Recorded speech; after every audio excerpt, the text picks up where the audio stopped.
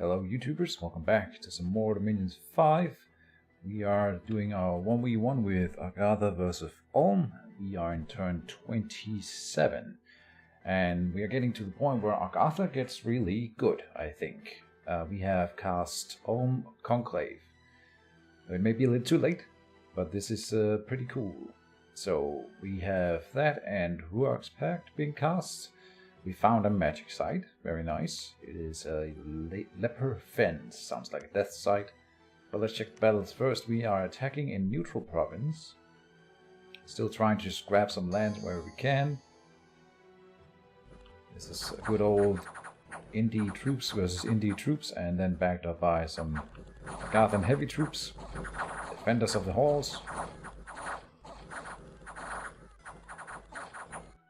Goes pretty smooth, but we lose a little bit. Yeah, we lose 5 guys. Not bad. It's more about can we hold the provinces, but we will see later, I suppose. We are attacking in Sleepy Mountains here along the coast. Doing a bit of raiding. Don't remember how this one goes. These mermen are not very good troops. There's a lot of them. And we lose. Haha. Yeah. That did not go as planned. Oh well. We killed about half, but we lost that entire stack. So up until this point, maybe we ousted a spy, but otherwise this has just been a waste of money so far. We are attacking Ulm in 2 places, and he's not attacking us, so that's kind of cool. Let's see if we get some good pickups here. This is our Magma Children army. We'll see how they do against these, what are they called? Come on, Black Knights. So they crash into us, they kill 1, but then they die. So that's sort of the way these guys are really good against the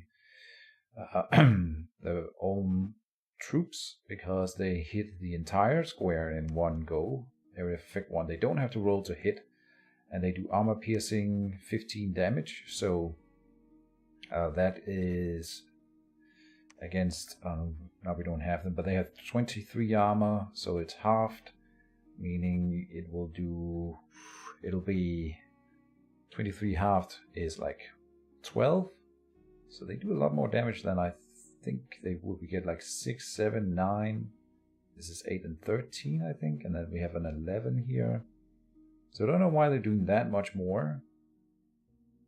We were supposed to do like, we only get 1 attack per guy. How do we get, I mean, some of the damage will then be from the damage barrier. No, that shouldn't do a lot of damage at all. So we're doing more damage here than I feel we should. And this way here, if we have a critical mass of Magma Children against Ulm, our Magma Children will in fact completely outclass his troops. So in this scenario, they are really good. We lose, 1 Magma Children to 6 Black Knights. So that's a really good trade. But these were unbuffed, of course, and a lot of factors that they didn't have here. But yeah, if we have enough Magma Children and we are up against a bunch of Black Knights, we can evaporate them like we did here. So they are good if used correctly. Here we are poking Ulm just to see if he put up any PD. And he has learned his lessons, so he did. In here. This is where we killed the Black Knights. Of course, they didn't have any commanders or weren't scripted probably or anything. So it won't be that easy every time. Palefinger's the Oracle foresaw a great disaster, and proper measures were taken to halt the unfortunate chain of events. So we don't get to know what that was, but that's pretty cool. I really like, and especially when you take misfortune on any nation that has this fortune teller trait. You sort of, every time you just send them out and spread them out into different territories, you have a chance of just averting bad events, and it's pretty cool that way. I like that little synergy. Unexpected event has occurred in the range of light. We get a bunch of gems. So a positive event, look at that. A construction of castle has been completed in Sodoth, so this is now at maximum level. We're under siege in Blackdale and our walls are damaged. We are down to 159. So with the 2 turns he's sieged it has not gone down 2/3 yet. So we will likely have 2 more turns, assuming that he doesn't move in new troops. I think he has moved in some new troops, so he might break the 159, but we're also summoning some units inside. We're doing some attentive statues. We're doing summon penombles, which I don't think I've shown you guys yet, but these are like shadow Agarthans. So pretty cool. That's it here. But let's go further down. Kill some brigands. Gunther the Sunken has been bought and will fight for our cause. So we bought a mercenary guy up here who has macemen, and they will help us attacking in Valadin. So I'm still sort of trying to consolidate our west side, because he is attacking on the east, and then I hoped we could consolidate this force, but this seems to be the force that we were fighting down here by Bogaton. It has now moved up to Northangs. So here he is. We just took Kimri, and now we have the problem here where I took a province from the independents and he can come in and snatch it from me, because I can't really hold it against a proper army of Ulm. See, we run into the problem again where if I don't have my Oracles of the Ancients and my Shard Guard, there's just no way I can challenge however many Black Knights this is. If it's just 20 Black Knights or less, like 10 or 20, there's no way this army can stand against it. So yeah, we're converging on Valadon here. I don't think he will move into Valadon. So we're moving in with all of this here, and we might take some attrition, which is not really that good, but it's just normal troops. And then we can, from here, we can threaten these 2 provinces at least. Let's check the magic site that we found in Kodakar here. Oh, we found the disease site. Oh, right. So this is 1 water gem and 2 death gems, which is nice. But Rock Soul, the Oracle of the Ancients, has become deceased, and he immediately got an affliction as well. So this is where I realized, oh, there's a disease site in here. And now we have lost 2 Oracles of the Ancients to that, which is just not what we need right now. Now I'm starting to think that this army was supposed to move down to Kodakar and then into Blackdale with this army, but now I don't want to move these 2 guys down here. So if I want to go to like Blackdale, I have to go like 1, 2, 3, 4. This is so bad. So bad. So the other way we could come into Blackdale is if there's a river here, but our amphibious units can cross the river. So we would just have to knock out this throne province, right? That sounds easy. We are sending in, we have a deceased scout here, so there's apparently a deceased site in here as well, maybe? Don't know where that came from, if not that. But we are gonna be checking the range of shadow and see just what is in here, and whether or not we can beat it. In our capital, this is an Ulm Sage. So we have now cast Ulm Conclave, and with that we get 1 Ulm Sage. That is a Water Mage level 2, Earth Mage level 1, and Sacred. He has a hammer right now, because he's forging... Oh, and he's not forging anything. More mistakes, Keejchen. So I have a hammer here not doing anything. Interesting. Now some of these turns, it might have been that I locked in and move stuff around, but I don't know why I would do this. So that sucks. Well, he might have forged. No, he just came in. I don't know why he has a hammer. And when you summon him, you also get 10 of these great Ulms. And the cool thing about these guys is that they have this Mind Blast. Mind Blast is a range 100, precision 100 attack that does special damage, psychic damage. Let's see, magic resistance negates. Where's the paralyzed damage? Weapon affected by penetration bonus. Normally, only spells can take advantage of penetration bonus. However, this weapon takes advantage of any penetration bonus the unit might have in order to overcome the enemy's magic resistance, which is nice. It's not what I was looking for. Armor negating. Yeah, so it completely negates armor, which is nice. So you do, against Ulm, we will do damage despite they're just humans that are heavily armored, so they can be damaged by this and killed by it. However, there's only 10 of them, and they have 10 ammunition. They don't tend to one-shot humans. They can if they're lucky and they roll well. And these guys have really low magic resistance, so that's nice. And I think this is really the answer for us to beat Olm. It's just a little too late, and we don't have the water income to cast it a lot. We just got one magic site here again, so we have 7 coming in. That's 1 new Olm Conclave every 3rd turn. It's just not enough, and we don't have any astral income, so we can't convert into water gems easily. We're gonna keep side searching, of course, so we are trying to find more water gems. Like I was expecting like double the amount of magic gem income that we have. Maybe that's optimistic, but at least more than this would have been nice, and earlier we might have been able to cast 2 more of these at this point. We are on turn 27, so these are the kind of things that we need to turn this battle around in the long run. But Olm is way bigger than us now, and it's looking bad. So let's see, we are gonna be moving out whatever we have in here. So the Olms are also amphibian and sacred, which is really cool. What is my bless again? Let's check here. We have penetration bonus 1, so that's 1 more damage for this type of attack, which is also really nice. That's part of the reason why we take it as well. And solar, I don't think solar weapon applies to this one, unfortunately. And none of the other things do here. But once they are out of ammunition, they will run into melee and use their attack skill with solar weapons as well. And that makes it quite nice. They have a decent enough melee attack if we look at them. We're not sending out the Olm Sages, but the Great Olms, they have life drain in melee, and they do have 23 hit points as a base. So this one is armor piercing. It'll have trouble damaging the 23 armor units, but they can technically do it.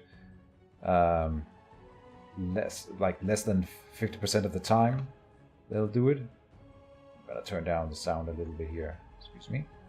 So, yeah. And then they can steal life, and they will usually end up attacking late in the battle. They will be set at the back to hold and fire closest. And they will just sit there and use up all their ammunition. 10 of them isn't enough to do a significant impact, but the more of them they have, the better. And some are better than none. So support the army. Hopefully get some good kills. Alright. So what are we doing in here? We are profiting... Oh, I don't think... Did we get a message in here? Yeah, okay. The remnants of the dead prophet's power has left this world. You can now appoint a new prophet. So we are making Rockeye here our next prophet. He doesn't have any magic paths that make him a great spellcaster compared to the other oracles of the Ancient. So we will make him a prophet so that he can use level 4 priest spells, which is really cool. Your mom is moving out, and it has grabbed the largest stack of magma children that we can grab. I believe these guys can get diseased, so there's no way I'm moving them down here. They will be in charge of moving down along the coast and coming in this way with the magma children. Yeah, that's just sort of what they're gonna do. She can't carry more than the 30 here, so we have to leave some magma children behind, but it is what it is. What else? In the water, we are gonna once again attempt to take over the Typhian Sea. We have the maximum amount of units that Cardam here can carry. Just 40 units moving in against about 40 units. We are, I guess, expecting to win, but we can't know for sure. And Pebblehand here will grab the Summer Bay here. I should probably have done it like this, because I'm sure Pebblehand can take... Oh, there's war elephants up here, right? So I'm scared of these war elephants in Summer Bay, and that's why we're bringing in a much superior force, rather than risking it with just Pebblehand's forces. I don't want them trampling my shotgun if we can avoid it.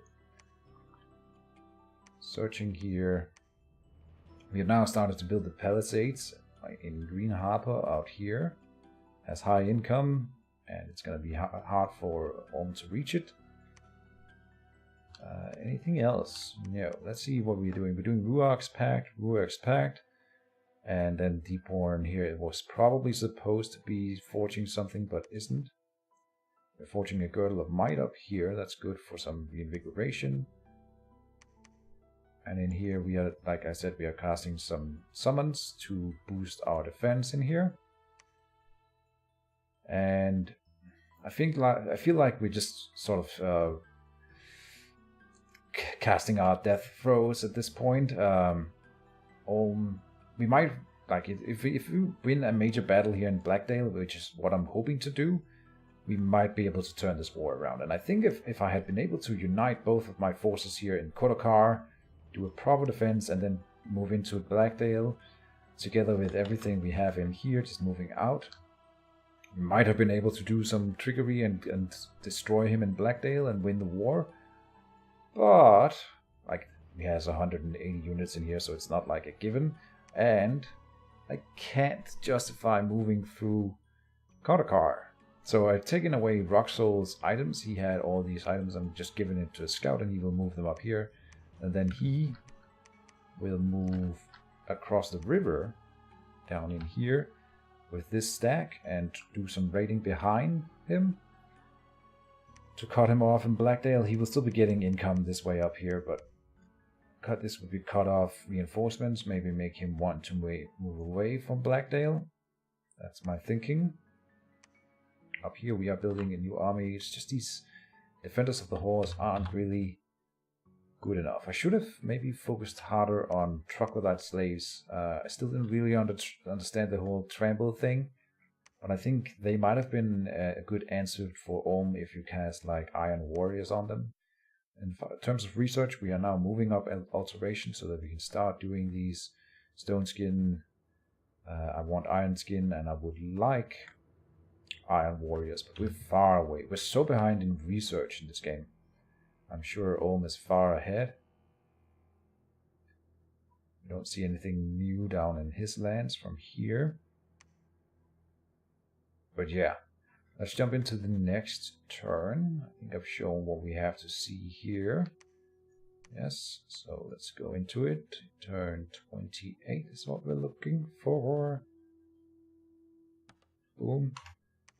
Turn 28. Alteration is completed. We are going from 3 to 4. So now we can cast Iron Skin at least. Attentive Statues. We've just covered these spells, so nothing new there. Found a magic site in Serenity. Whispering Waters. We'll check it out in a minute. There's some battles. It's mostly me attacking, being aggressive. We've taken control of the province of Blackdale. So he moved off of Blackdale, and this is why I think when you are under siege, you should always move every turn that you can spare any scout or single indie commander to move out and just check whether the opponent moved away. You should always do that. Just poke and poke and poke, break siege, whatever, to see if he moves. And sometimes they leave just one unit without a commander, and you can just set it to attack. And then they will push the enemy off. He didn't leave one guy behind. I'm not sure whether or not Mr. Enti is aware of that little strategy. But we would have pushed him off anyway. So that's nice. In Typhian Sea, we are attacking and trying to claim this once more. I think there are less than 30 enemies. We crash into them and then we die. So we killed 7 that time with 41 versus 30. Jesus. Ah, man. And I have had to totally underestimated these Ichthyids. But yeah, Range of Shadow. We are poking into the Throne Province. This is what we are looking at. It is a bunch of the Centaur Warriors that are Berserkers. We have a bunch of Wine Ogres that hit for 16. That's not that bad. 17. This is a land, so it's once. Charge bonus for first strike. This is not a lance then. Charge bonus for first strikes. Interesting. So this is a different type of lance. See, this is what I thought. Okay, this lance apparently can be reused again and again, but it gets a bonus on the first strike. Half the strength of the charging unit. Depends on the combat speed and size. Okay. So it doesn't specify what the charge bonus is. That means there's a bonus on top of 17 for the first attack, and then it gets to use the lance for normal attacks. Whereas Orms, and I'm gonna go and check that I understand that correctly. We will see that down here in Woni probably. Yes, so I thought I would do a little clever raiding behind him, and he moved his entire stack of this army that I thought I couldn't beat into that province. So here are the lances. Yeah, see, this is entirely different. Okay, I gotta understand that there's two different types. So this one also has a charge bonus for the first strike, so it'll do more than 22 damage on that attack, depending on size and speed. But this one can only be used for once per battle, and then he's on to Morningstar and Hoof. Because it's a normal lance and not a light lance, I guess? Okay, so I'm learning these things now for the first time. Anyway, this is his army. I don't know, we have like 40 Black Knights. About as many of these Black Plague guys. 2 Crushers that are nowhere near dying. A bit of crossbowmen, and he's using quite a bit of mage support, which is nice for him. I gotta say, well done. I'm bad at...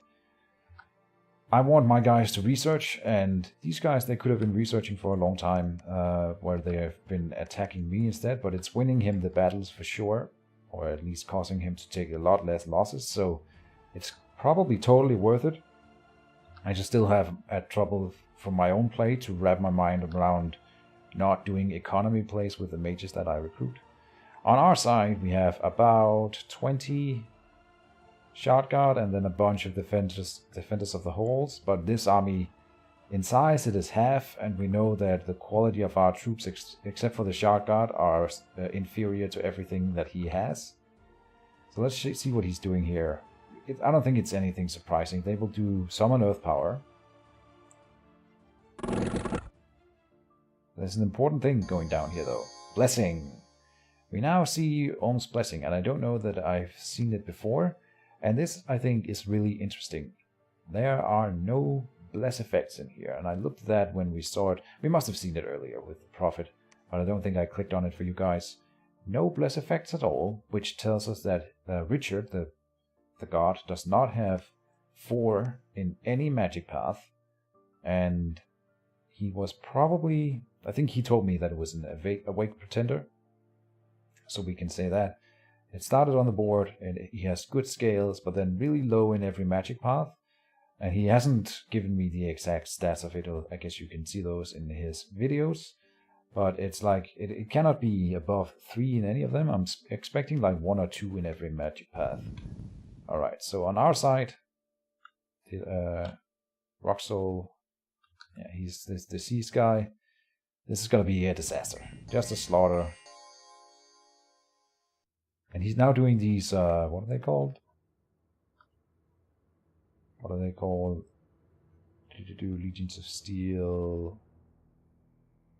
Is it just arrows we're looking at? Okay, it might be Iron Darts. Here they come.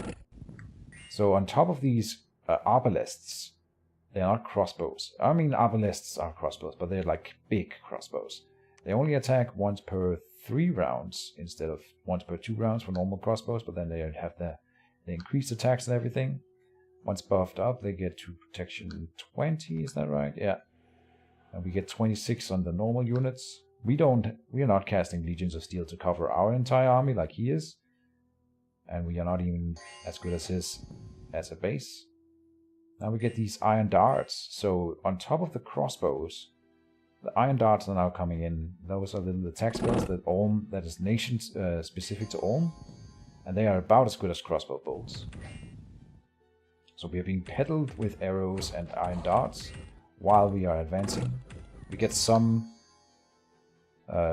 Legions of Steel down. But our troops are getting slaughtered. We also see Blade Wind, so more spells, and we broke already. Yeah, because our guy here, he got hit, and then he didn't want to play anymore. So this was a disaster. And he murders this entire stack.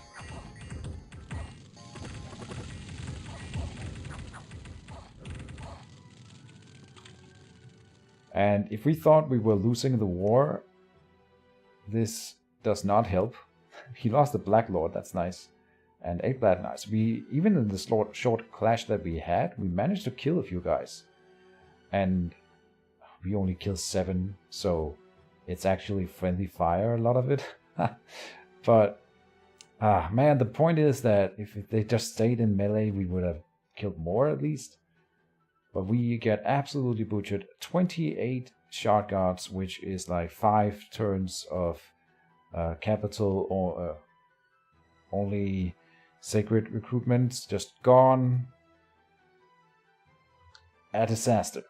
Total butchery of my troops. I didn't expect him to move off the fort. And yeah, that's not good. We are attacking Summer Bay though, so we still have our big army over here.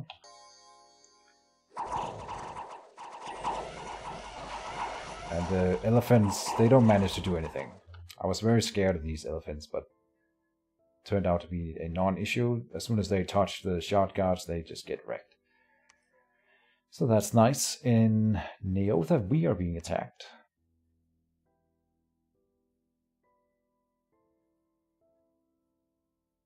I don't know where this is. Oh, this is where we found 3 magic sites for him. So he sends in this little tiny bitsy force. Can they take this province? Probably, yeah. We don't have anything that can kill the Black Knights, really. Nope. Yeah. So we actually had some real units in here, and they just get slaughtered. We killed 1 guy against 16. Yeah, but he's got 3 mages again buffing. So doing good work on actually using mage support in his armies. And we are attacking here in Validon. This is where we lost the fort, the temple, and the lab at the same time. There's this little army over here. They don't really have anything. It's just these macemen, and we have macemen too here. So it's just a clash between indie troops.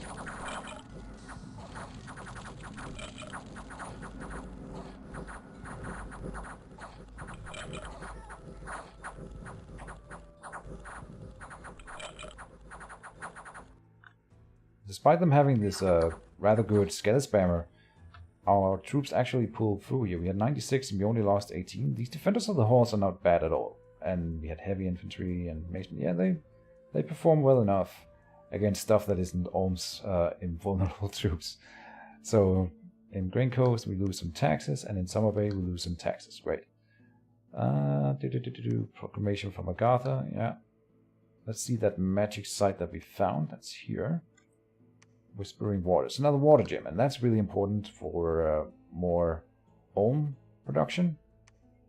So now we lost this Burial Mound, Earthblood Seepage, 4 gems that I didn't really think about. Like, I shouldn't have searched in here. I was just doing it like, maybe we get it, but I didn't think that we would find anything anyway with our luck. Then, of course, I find 3 magic sites, 4 gems in the only territory that I've searched in that I can't possibly hold. Roxol got away with no units. I think some of them fled in here. So this move down here that I made was a huge misplay.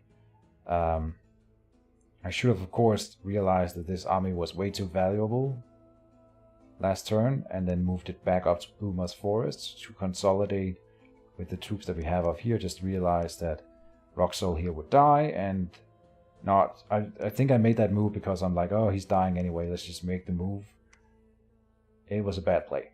Could have given him all the disease units maybe, and then move down here, and then move the other guys up here somehow. I don't know. But now, another thing has opened up here. When we control Blackdale, or I'll start that in a different way. When you calculate movement, you pay more for moving into enemy territories than you do for moving into your own territory. So last turn we were not able to move from Blue Moss Forest into Blackdale. Now we are, because we control Blackdales. So now we can skip Kodokar and move directly to Blackdale with most of our troops here. And we are doing that with everything. So like, okay, now we can get to Blackdale, let's just do it and hold that one instead. But I would have liked to not lose these 98 units here. That would have been really nice. Then I think we would have a fighting chance maybe. Now I don't, like, I know I keep saying it, but every turn I feel like we are digging our own grave a little bit more than we did the last turn. Here I won, but we can still not challenge this army at all. So instead of staying around here and tempting this army, we are moving most of it over here to Windsong Forest, away from this army, and to work as chaff for the troops that we have here. And then we are raiding into Norfangs here with the mercenaries. They are sort of throwaway units anyway, and he might move out of Norfangs, move to Doral Woods or Sikimi or Valadun. So we'll move down here and see if we can raid behind him. If he does go to like Kimri, we will cut off his income at least. I think we are moving out now from Aman Forest back here with a stack of these Defenders of the Halls. So that's nice. We are making plays. We are trying. What am I moving up here? Why am I moving this guy up here? I don't know. Huh. Oh, to pick up these Defenders of the Halls that are here. See, we're still moving more units in. We are recruiting continually in the water here to beat these two provinces, and it has not worked yet. Pebblehand. What am I doing here? I should probably have moved Pebblehand west and just raided this coast. I think he's moving east now to start raiding on the west coast here again in Ulm. But I don't know why I wouldn't use him to help against these indie provinces. Seems like that would have been the better choice. We are building a palisades on the island immediately. I feel pretty safe building forts out here where he can't get to me. And we can have Pippin here. He's outside searching anyway. He can build a temple and a fort in Green Harbor while he's side searching and then move on. Right, so we hit, I think, 20 water gems again. So Deepborn can now cast Conclave. We get another one. We are getting Ruark's Pact and Ruark's Pact. We are moving Frederick out here. He's carrying our Girdle of Might. He's not carrying it for himself. He's going to give it to one of the... to Onyx here, probably. Who's side searching in here. Yep. And your mom... oh, she is also moving over here. We cast the Summon Penumbros in here. You get 4 of these Shadow Agarthans. So they are ethereal undead guys. And they have life drain at 15. They are armor piercing, so they do pretty well against Ulm's troops. And being ethereal, Ulm doesn't have any magic weapons at all in his army. He has priest smiths, of course, and they can do banishment, but then they're not casting iron darts and blade wind, so that's fine. And that makes these guys kind of decent troops against Ulm. So I like them. We can use some of our death gems to get a little bit more troops in. And I think, in all in all, we have some decent answers against Ulm, but it's all based on gems, and I have stated my my complaints over this. Lothar's gonna search in here, but he's on retreat, so it's fine. Let's see. We are still going for Alteration 4, then we're going to Enchantment 4. So in Enchantment we get the Attentive Statues and the Enlivened Sentinel, and I don't know what we're going for in 4 specifically. Twice-born, I think, is pretty good.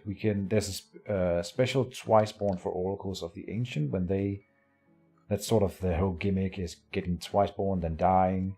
So you get rid of the upkeep cost, and then they have a chance of being better death mages.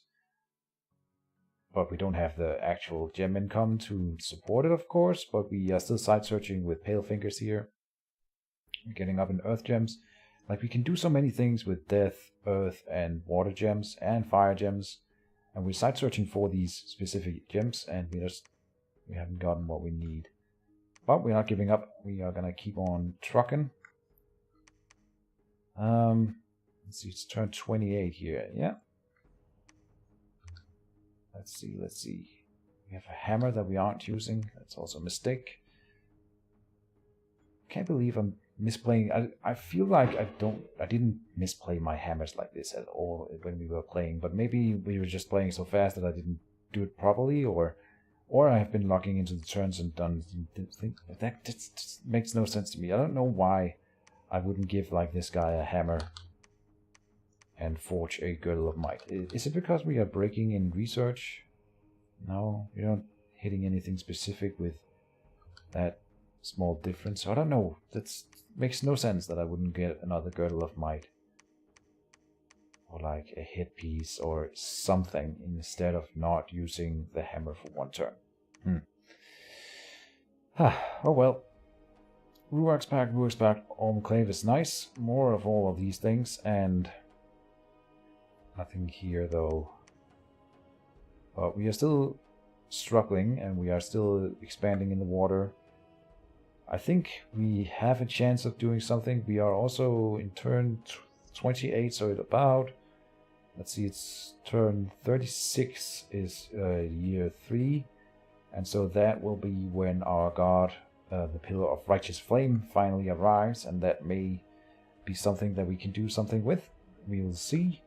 I am optimistic. We just need to wipe a stack like he did to us. Oh, Jesus. Well, tell me in the comments how poorly I am doing.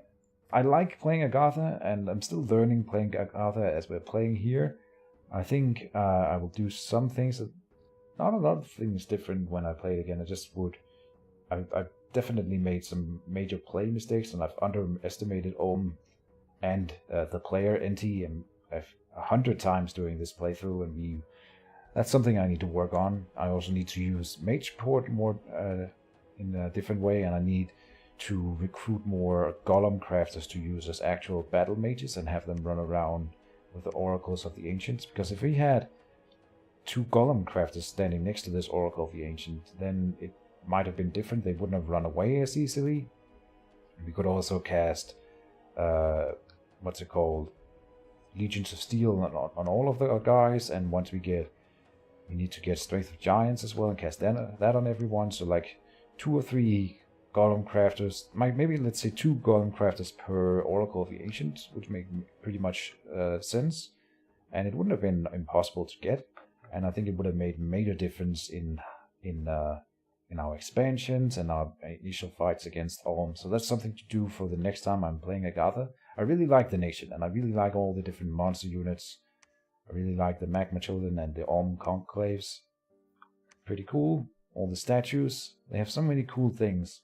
I just didn't use them properly. But I'm still learning, and the next turn I will be using some of these things. So thank you guys for watching for now. I'll cut it here. See you in the next one. Bye-bye.